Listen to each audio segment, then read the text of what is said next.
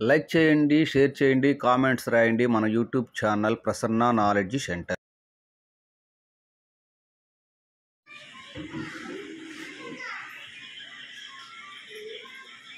అందరికీ ముందుగా ప్రత్యేక నమస్కారాలు, ధన్యవాదాలు కూడా తెలియజేస్తా ఉన్నా.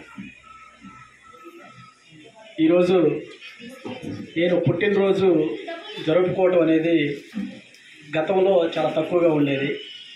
నేను ఈ అసోసియేషన్కి వచ్చిన తర్వాత, ఈ పార్టీ కార్యకలాపాలలో పాల్గొన్న తర్వాత నా ప్రమేయం లేకుండానే నా పుట్టినరోజు జరిగిపోతూ ఉంది. నా ప్రమేయంతో కూడా పని ఉన్నట్ల నా పుట్టినరోజుకి.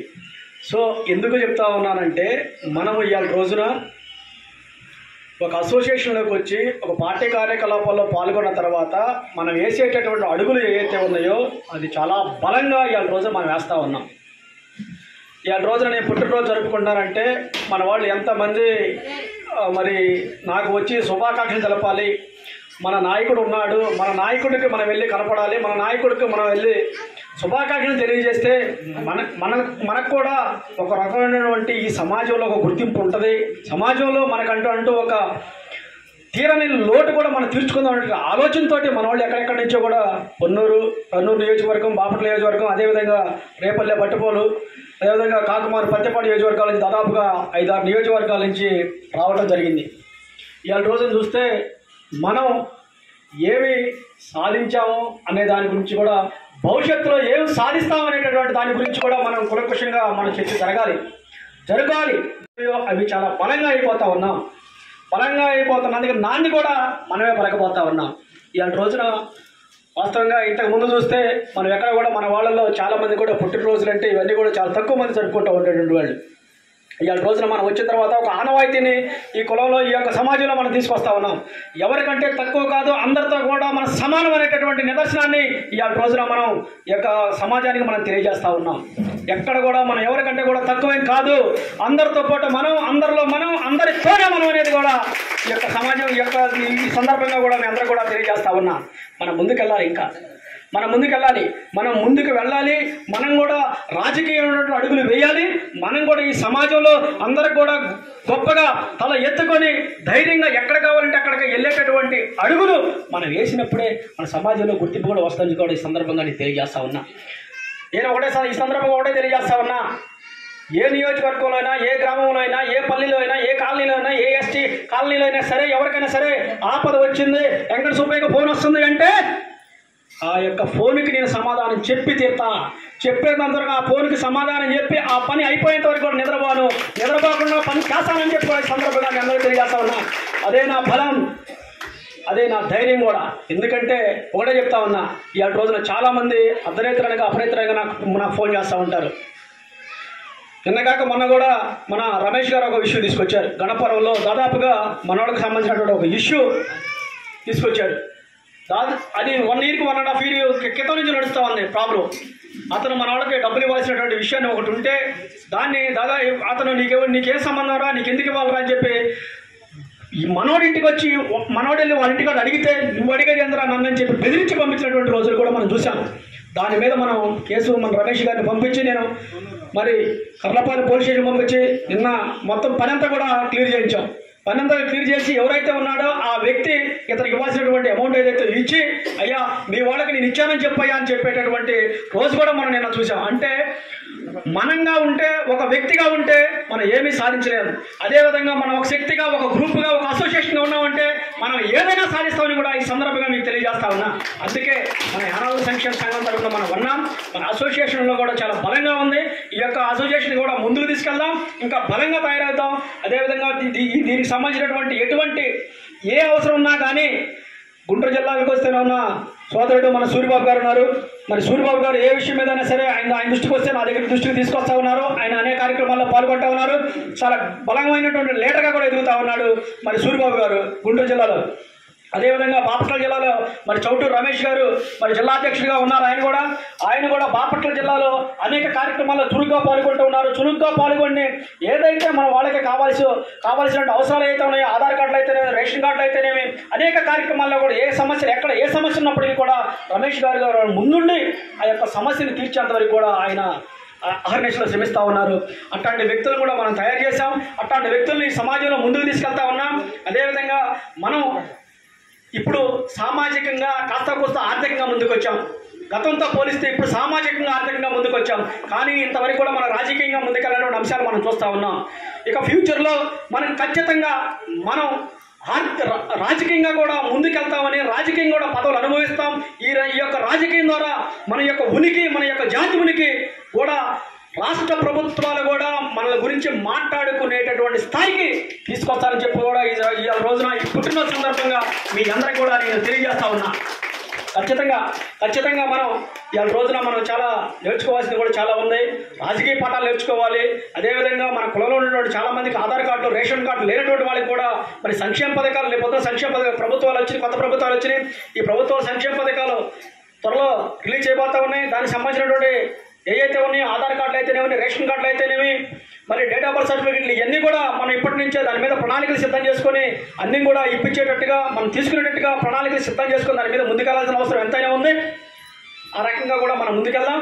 ఇవాళ రోజును చూస్తే మరి అక్టోబర్ 5వ తారీఖు మరి నా పుట్టినరోజు. మరి నేను సూరిబాబు గారు చెప్పా.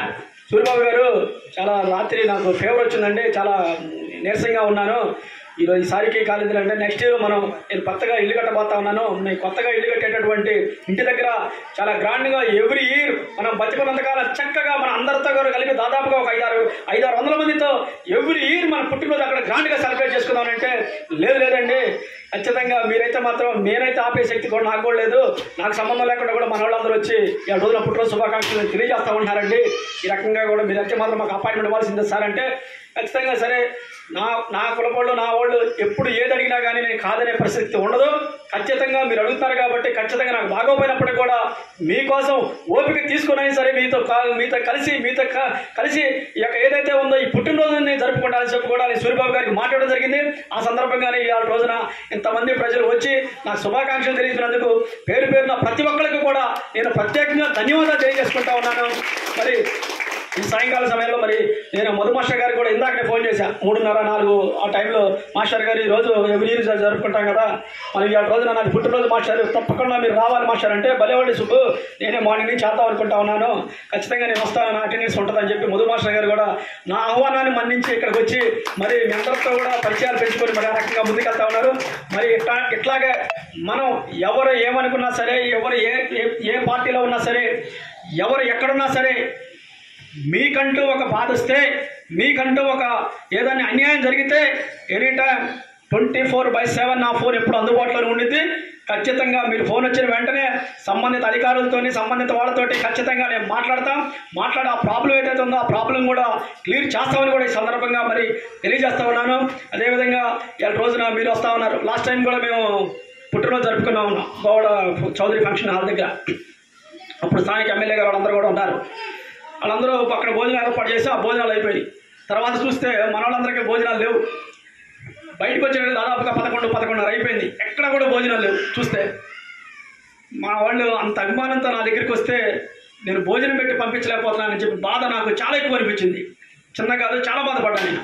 నాకు పుట్టినరోజు శుభాకాంక్షలు తెలియపరచడానికి వచ్చినటువంటి నా సోదరి మనందరూ కూడా ప్రతి ఒక్కరు కూడా మా ఇంటికాడికి వచ్చి మా ఆతిథ్యం కూడా సేకరించి మమ్మల్ని ఇంకొకసారి ఆశీర్వదించి తప్పకుండా మీ అందరిలో మీ వాడిగా, మీ అందరి వాడిగా, మీకంటే మీతో పాటు కలిసి ఉండేటటువంటి వ్యక్తిగా నన్ను ఆదరించి నాకు పుట్టినరోజు శుభాకాంక్షలు చెప్పిన ప్రతి ఒక్కరు కూడా పేరు ధన్యవాదాలు తెలియజేసుకుంటూ నేను ఈ సందర్భంగా ముగిస్తున్నాను. Thank you Subbu. మరి అందరూ కూడా చక్కగా భోజనం చేసి వెళ్ళండి. ఇంకా ఇందాక చాలా మంది వచ్చినట్టున్నారు, ఇప్పుడు మళ్ళీ తగ్గిపోయారు. బయట ఏమైనా ఉన్నారేమో వాళ్ళని కూడా పిలవండి, ఎందుకంటే భోజనం చేసి వెళ్ళండి అందరూ కూడా. తర్వాత ఇందాకే చెప్పాను, మళ్ళా చెప్తున్నాను, వెంకట సుబ్బయ్య ఒక్కడే కాదు, మహాశక్తి సంపన్నుడు. వేల మంది ఆయన అనుకున్నారని గుర్తుపెట్టుకోండి. మన జాతి రత్నం వెంకట సుబ్బయ్య, గుర్తుపెట్టుకోండి. మనం అందరం కూడా జాతి యొక్క ప్రయోజనాల కోసం ఒకటిగా ఉండాల్సిన అవసరం ఉంది. ఇప్పటిదాకా చెట్టుకొకళ్ళము, పుట్టకొకళ్ళము, ఎవరికొకళ్ళుగా వాళ్ళు ఉన్నాము. కానీ ఇక నుంచి అలా కాదు. నీకు నేను, నాకు నువ్వు, మనందరికీ తోడు ఆయనకి తోడు మనందరం అన్నట్టుగా ఒకళ్ళు కలిసి ఉండాల్సిన అవసరం. ఈ సందర్భంలో మనం ఎన్నో విజయాలు సాధించాల్సినటువంటి అవసరం ఉంది. మనకంటూ కూడా మరి ముందుండి నడిపించడానికి మరి వెంకట సుబ్బయ్య ఒకటే కాదు, ఆయన కుటుంబ సభ్యులు కూడా మరి ఆయన్ని ఎంకరేజ్ చేసి ముందుకొచ్చారు. మరి ఆయన యొక్క లక్ష్యానికి, ఆయన ఏర్పాటు చేసుకున్నటువంటి ఆయన ఆలోచనకి ఆయన కుటుంబ సభ్యులు కూడా ఆయనకు మద్దతు ఇవ్వటం మనందరి అదృష్టం, మరి మన జాతి అదృష్టం. ఇప్పుడు మన ఇంట్లో మనం అనుకుంటాం, మేము ఒక్కళ్ళమే ఏదో చేయాలనుకుంటాం, కానీ దానికి కుటుంబ సపోర్ట్ ఉండటం అనేది చాలా అరుదైన విషయం. మరి కుటుంబం ఆ విధంగా సపోర్ట్ ఇప్పుడు చూశారు కదా, ఇందాక నుంచి మనం మాట్లాడుకుంటూనే ఉన్నాం. అన్న వచ్చారు, మరి తమ్ముడు వచ్చారు, స్నేహితులు వచ్చారు, అక్క, మరి అమ్మ, నాన్న, ఆయన కుటుంబ సభ్యులు అందరూ కూడా ఇక్కడే ఉన్నారు. మరి వాళ్ళ అత్తగారు, మామగారు, మరి వాళ్ళ బావమరుదులు, అది చూసారా? అది అంటే ఒక వ్యక్తి గొప్పతనం ఎక్కడ అంటే ఆ కుటుంబ సభ్యులు నిలబెట్టారు. ఆయన తీసుకున్నటువంటి నిర్ణయానికి వాళ్ళ కుటుంబ సభ్యులు కూడా మద్దతు ఇస్తున్నారు. అంటే జాతి ఎడల వెంకట సుబ్బయ్య ఒక్కడికే కాకుండా వాళ్ళ కుటుంబ సభ్యులందరికీ కూడా మన జాతి మీద అత్యంత ప్రేమానురాగాలు ఉన్నాయని ఈ సందర్భంగా మనకు తెలుస్తూ ఉంది. కాబట్టి మనందరం కూడా ఒకసారి వాళ్ళ కుటుంబ సభ్యులకు కూడా ఒకసారి కరతాళ ధ్వనులతో మన యొక్క ఆనందాన్ని వ్యక్తం చేద్దాం. Thank you. నాకు తెలిసి నన్ను నేను పరిచయం చేసుకునే అవసరం లేదేమో. వెంకట సుబ్బయ్య గారి భార్యనండి, నా పేరు రోజ్మేరీ అని మాత్రం చెప్పగలను. అందరు నా పేరు కంటే కూడా వెంకట సుబ్బయ్య గారి భార్య అని మాత్రమే అందరూ తెలుస్తుంది.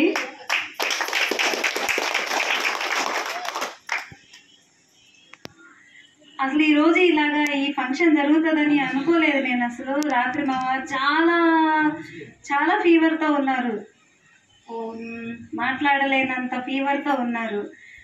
మేమేమో చాలా బాధపడ్డాము. ఈ బర్త్డే అంట, మరి ఏంటి ఇలాగా ఉన్నారు అనుకున్నాము. ఈవినింగ్ నేను బ్యాంక్ వెళ్ళి వచ్చేసిన తర్వాత మేము మా ఫ్యామిలీతో సెలబ్రేట్ చేసుకుందాము అనుకున్నాము. చాలా డిసప్పాయింట్ ఉన్నాము. అస్సలు ఇప్పుడు మీరందరూ వచ్చి మాకు పండగ చేసినట్టు చేశారు. అసలు మార్నింగ్ ఉన్నంత బాధ అంతా పోయింది మాకు. ఇప్పుడు ఎంత హ్యాపీగా ఉందంటే చాలా చాలా హ్యాపీగా ఉంది. ఎక్స్పెక్ట్ చేయలేదు మేము. మీరందరూ ఈ విధంగా మీ అభిమానాన్ని, మీ ప్రేమను ఈ విధంగా చూపించినందుకు మీ అందరికీ చాలా చాలా థ్యాంక్స్. మీకు ఇటువంటి మీ అభిమానాన్ని మా వారు చూరగొన్నందుకు నేను చాలా గర్వపడతా ఉన్నాను. నిజమే అన్నయ్య చెప్పినట్లుగా మా వారు ఈ విధంగా ఉండడానికి కారణం మా అత్తయ్య, మామయ్య, అలాగే వారి తోడబుట్టిన వాళ్ళు, నా తల్లిదండ్రులు. ఎవ్వరు కూడా ఇలా అందరికీ సపోర్ట్ చేసేలాగా ఉన్నారు అంటే ఖచ్చితంగా అందరూ హ్యాపీగా ఫీల్ అయ్యేవాళ్ళు. అటువంటి ఫ్యామిలీని దేవుడు మాకు ఇచ్చినందుకు దేవునికి కృతజ్ఞతలు. ఈ విధంగా మీరందరూ వచ్చినందుకు మీకు చాలా థ్యాంక్స్ చెప్తున్నాను.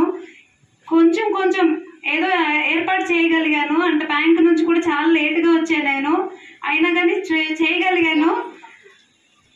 తిని ఆశీర్వదించాలని కోరుకుంటున్నాను. హలో అందరూ నమస్కారం అండి. మీరందరూ కలిసి పిల్లల్ని ప్రతి ఒక్కళ్ళు కూడా చదివి వాళ్ళకి దారికి తీసుకొచ్చి వాళ్ళకి ఇదిగా నా కొడుకులాగా మీరు కూడా అందరూ, నేను అంత కష్టపడి చదివించాను, మీరు కూడా అంత కష్టపడి అట్ట చదివించి అంత దారిలో తీసుకురావాలని నేను కోరుకుంటున్నాను.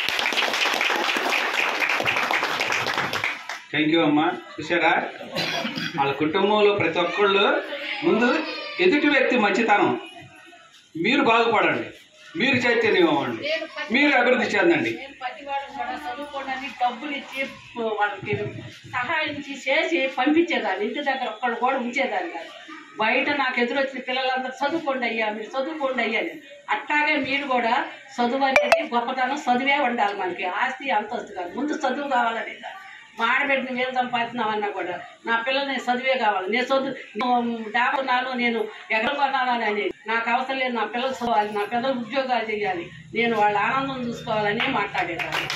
అట్లాగే దేవుడు కూడా నా ఎదురుండి నాకు సహకరించాడు. అట్లాగే మీరు కూడా ప్రతి పిల్లలు చదివించుకోండి.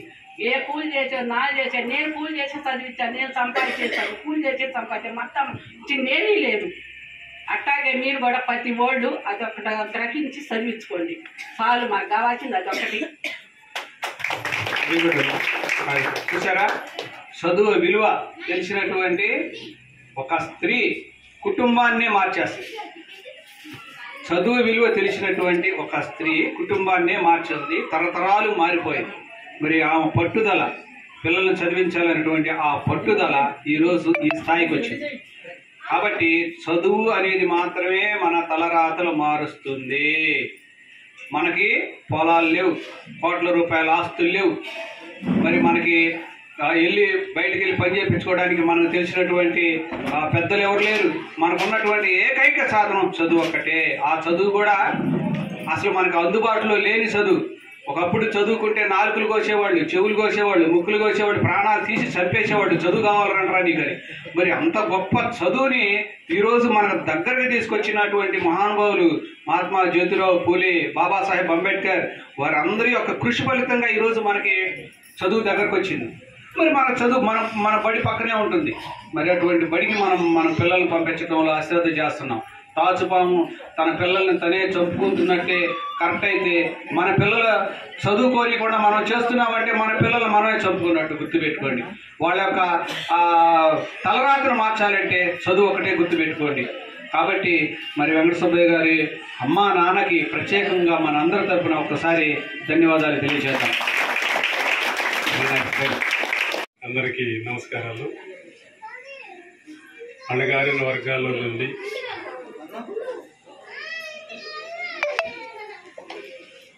నాయకుడిగా ఈ రాజకీయ రణరంగంలో నాయకుడిగా ఎదిగినటువంటి ఎందేటి వెంకట సుబ్బయ్య గారికి జన్మదిన శుభాకాంక్షలు. మరి రాజకీయ రణరంగంలో ఈ అణగారిన వర్గాల నుండి నాయకుడిగా ఎదగాలంటే ఎన్నిటిని ఎదుర్కోవాలి, ఎన్ని కష్ట సుఖాలని అధిగమించాలి అనేది ఉదాహరణ వెంకట సుబ్బయ్య. నేను గత 5-6 సంవత్సరాల నుంచి చూస్తున్నాను. ఈ రోజున సమాజంలో ఒక నాయకుడిగా ఎదగాలంటే చాలా మంచి లక్షణాలు ఉండాలి. ఆ లక్షణాలన్నీ కూడా వెంకట సుబ్బయ్య గారిలో ఉన్నవి. కొన్ని నాయకులను మనం చూస్తున్నాం, వాళ్ళు ఎక్కువ కాలం నిలవలేరు. ఎందుకంటే రకరకాల చీటింగ్స్తో కూడినటువంటి లేకపోతే మోసంతో కూడినటువంటి నాయకత్వాల మనం ముందు చాలామంది చూస్తున్నాం. వాళ్ళు ఎవరు కూడా ఎక్కువ కాలం నిలవలేరు. కానీ ఒక మంచి దృక్పథంతో నా జాతికి ఉన్నటువంటి సమస్యల మీద పోరాటం చేయాలి, నా జాతిని ఉన్నతమైనటువంటి స్థానంలోకి తీసుకెళ్ళాలి, నా జాతికి ఎక్కడ అన్యాయం జరిగినా కానీ మేము ఉన్నామని చెప్పేసి దృఢ సంకల్పంతో మరి తను నాయకత్వం చేపట్టిన కాడి నుంచి కూడా మరి ముందుకు నడుస్తున్నారు. అదే విధమైనటువంటి నాయకత్వం మరి రాబోయే కాలంలో కూడా మంచిగా ముందుకు వెళ్ళాలని చెప్పేసి ఈ జాతి కోసం ఆయన ఇంకా కృషి ఎక్కువ చేయాలని చెప్పేసి కోరుకుంటూ సెలవు తీసుకుంటారు. వాళ్ళ కుటుంబ సభ్యులు కూడా ముందుగా మన యొక్క ఎదుగుదలని కోరుకుంటున్నారు. మరి ఇంటి ఓనర్ గారు కూడా ఇందాక ఎంత క్లియర్గా చెప్పారు. మరి తను దాదాపు మీరు గమనించినట్టయితే ఏదన్నా ఇంటికి వెళ్ళి చూడండి, ఆ ఇంట్లో ఉండే వాళ్ళకి ఇంటి ఓనర్కి అసలు పడదు. ఏదో సమస్యలు ఏదో ఒకటి చెబుతూనే ఉంటారు ఒకళ్ళ మీద ఒకళ్ళకి. ఆ ఇంటి ఓనర్ను ఆ ఇంటి అద్దెకున్న వాళ్ళు ఎవరో ఒకళ్ళు ఏదో ఒకటి పద్దాగా వాళ్ళకి పడదు అనమాట. కానీ ఇక్కడ మనం చాలా డిఫరెంట్గా చూసారా. ఇంటి ఓనర్ గారు అయితే ఏందా ఈ గోళ అనేవాళ్ళు, కానీ ఆయనే వచ్చి మన లీడరు అని చెప్పేసి కితాబునిచ్చారంటే మరి మనం ఎన్నుకున్నటువంటి మార్గం, ఆయన వెళ్తున్నటువంటి మార్గం మంచి మార్గం.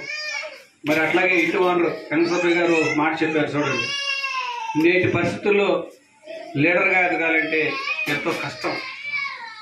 అందరి మనసులో చూరగొనాలంటే అందరి మద్దతు కూడగట్టుకోవాలంటే అది ఎంతో కష్టం. మరి ఆ యొక్క కష్టాన్ని అధిగమిస్తూ ముందుకెళ్దాం. అట్లాగే ఇందాక మన వెంకట సుబ్బయ్య మాట్లాడుతూ నేను ఒక్కడనే కాదు, నాతో పాటు మీరు, మీతో పాటు నేను, అందరం కలిసి ప్రయాణం చేద్దామన్నారు. మరి అంత గొప్ప మనసు అందరికీ రాదు. అటువంటి గొప్ప మనసు ఉన్నటువంటి మనమందరం కూడా ఈరోజు కలవటం శుభదాయకం, శుభ పరిణామం. థ్యాంక్స్ అందరికీ కూడా మరొకసారి ధన్యవాదాలు తెలుసుకుంటా ఉన్నా. మరి లైక్ చేయండి, షేర్ చేయండి, కామెంట్స్ రాయండి మన YouTube channel Prasanna knowledge centre.